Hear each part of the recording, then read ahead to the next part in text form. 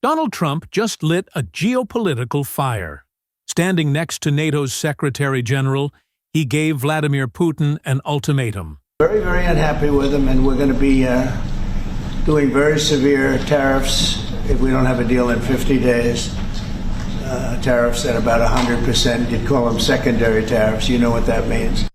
50 days to make peace in Ukraine, or every nation trading with Russia will face brutal 100% U.S. tariffs. That includes India, China, and even NATO allies. But Trump didn't stop there. He's sending advanced U.S. weapons to Ukraine, missiles, air defenses, billions in firepower. But Europe will pay the bill, not America. Is this Trump the peacemaker? Or Trump the global dealmaker using war for leverage? Either way, the clock is ticking, and the world is watching. What happens next could shake the global order. President Donald Trump didn't mince words. From the Oval Office, with NATO Secretary General Mark Rutte by his side, he dropped a warning that rattled allies and adversaries alike. Russia has 50 days to make peace with Ukraine, or face devastating consequences. But the real shock wasn't aimed directly at Putin. It was targeted at the rest of the world. Trump threatened 100% secondary tariffs on any country doing business with Russia. That includes India, China, and even key NATO allies still dependent on Russian oil. His message? Choose peace, or pay the price. It's the kind of high-stakes brinkmanship only Trump could pull off. He's betting that economic pain will succeed where diplomacy has failed. He's clearly frustrated. After months of pleasant phone calls with Putin followed by missile strikes on Kiev, Trump is done playing nice. "I don't want to call him an assassin," he said, "but he's fooled everyone, except me." The countdown has started. 50 days to end a war that's killed thousands. Will Putin blink? Will U.S. allies push back? Or has Trump just thrown gasoline on a global fire? Either way, the world just got a whole lot more tense. Trump made something very clear. The U.S. will arm Ukraine with top-of-the-line weapons, but won't spend a single American dollar doing it. Instead, European NATO members will foot the bill, and Trump gets to sell American firepower at full price. Patriot missiles, howitzers, air defense systems, billions in arms will now be flowing to Ukraine, not as aid, but as a business deal. "We're going to manufacture it, and they're going to pay for it," Trump said confidently.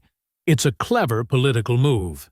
Trump can now claim he's defending Ukraine without breaking his promise to reduce U.S. involvement in foreign wars. And while critics say he's profiting off war, supporters argue it's a masterclass in America First economics, protecting U.S. interests while forcing Europe to take responsibility for the conflict on their doorstep. But this raises serious questions. Will Europe keep paying long-term? Is this sustainable? And does this new approach risk turning Ukraine into a permanent battlefield financed by Western powers?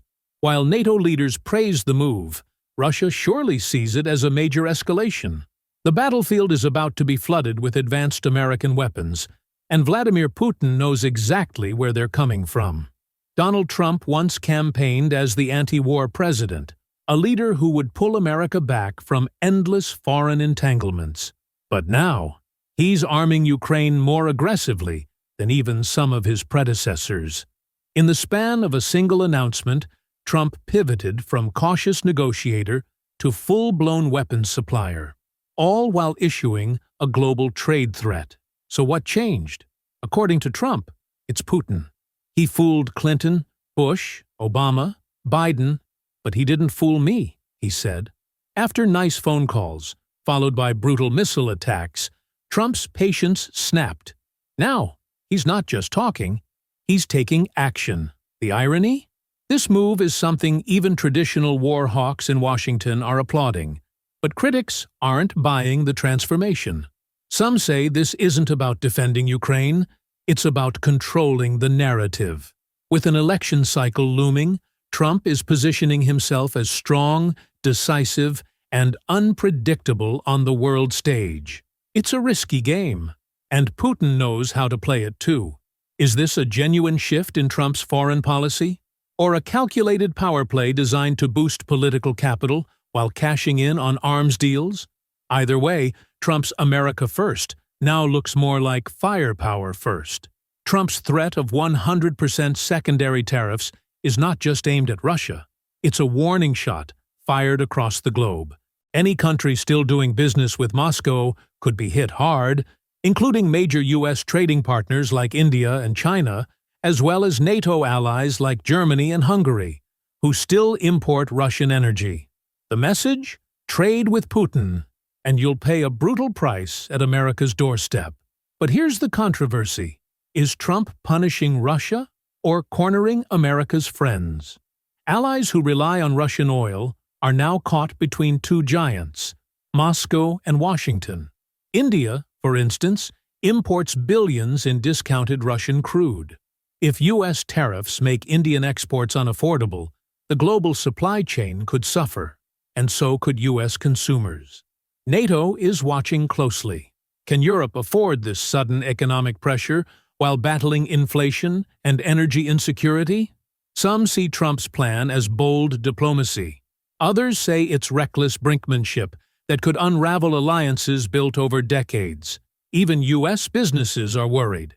Tariffs this severe could disrupt markets, trigger price hikes, and destabilize relationships across continents. Trump has lit the fuse. Now the world must decide whether to follow his lead or face his wrath. Trump's strategy hinges on one explosive question. Can 100% secondary tariffs bring Russia to its knees? On paper, the math seems simple. Oil and gas make up over 60% of Russia's exports and nearly a third of its entire state revenue. If the U.S. can choke off that income by taxing countries that still buy Russian oil, the Kremlin's war chest could dry up. But the reality is messier. Russia has spent years building sanction-proof networks, including a massive shadow fleet of oil tankers sailing under fake flags and obscure ownership. These ships help Moscow hide the origin of its exports, making it harder to enforce U.S. penalties. And then there's the will to comply. Will India or China, both heavily reliant on Russian energy, bow to Trump's economic pressure? Or will they call his bluff, knowing that America can't afford a full-scale trade war with two of the world's biggest economies? Even Russia's stock market rose after Trump's speech, a sign that investors didn't take the threat seriously.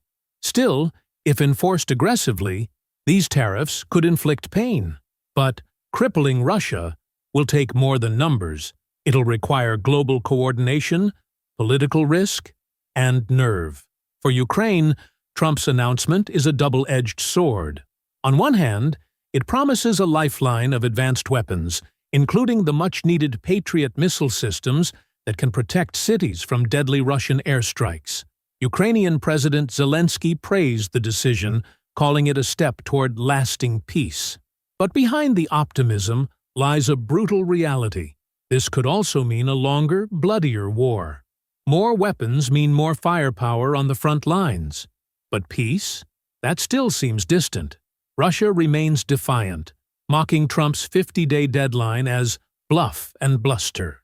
And with no real peace talks scheduled, Ukraine must now prepare for even heavier assaults, hoping the new American-made arsenal can shield its civilians and push back the Russian advance. Meanwhile, critics warn that this weapons surge could backfire. If Russia sees it as Western escalation, it may retaliate harder on the battlefield or economically. And for Europe, footing the bill may eventually wear thin. So while the Patriot systems may arrive in time to save lives, they won't end the war. Not yet. Trump has given Ukraine the tools, but not the terms. Now, the gamble begins. Can more weapons actually bring peace? Or will they just fuel the fire? What do you think? Will Trump's 50-day ultimatum bring peace or spark a bigger war? Drop your thoughts in the comments. Don't forget to like, subscribe, and hit the bell for more bold updates on global power plays. Your voice matters. Let it be heard below.